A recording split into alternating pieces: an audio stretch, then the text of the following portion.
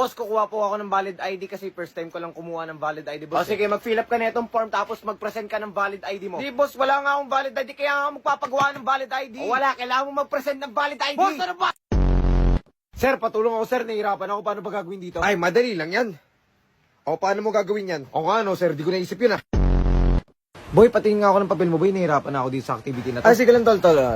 Boy, ano to, boy? Ba't ang daming kukonekta naman dito? Boy, kukonekta mo lang yung 2 at 3. Boy, patingin ako ng papel mo, boy. Malilate na ako. Sige lang, pre, oh. Boy, ano sugot mo, boy, dito? Pakopya ako.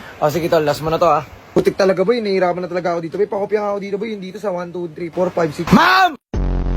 Third year. Ano ba mga pinag-aaralan nyo dun? IT kami. Siyempre, mga web system, ganun, boy. Mga... Yun! Tangina! Bakit? Sakto!